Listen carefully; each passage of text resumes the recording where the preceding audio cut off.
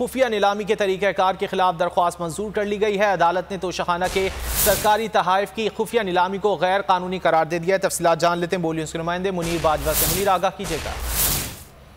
जी बिल्कुल, लाहौर हाईकोर्ट ने तोशाखाना के सरकारी तहाइफ की खुफिया नीलामी के तरीक़ाकार को के हवाले से अदालत ने उसको बलगम करार दे दिया और अदालत ने ये हुक्म दिया है कि तोशाखाना की नीलामी के लिए रूल्स वज़ा किए जाएं और इस हवाले से अवाम नास को भी इसमें शामिल होने की के रूल जो हैं वो भी बनाए जाएं।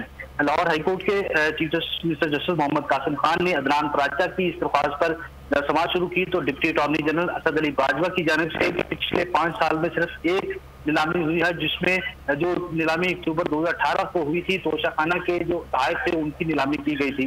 उन्होंने अदालत को ये भी बताया कि तोशाखाना आइटम में आइटम आने का जिक्र है, लेकिन 2018 के रूल जो बनाए जाएंगे उनमें इनकी तफसील से जिक्र होगा, इनका जवाब जो है वो उसमें तफसीली जवाब जो है वो होगा।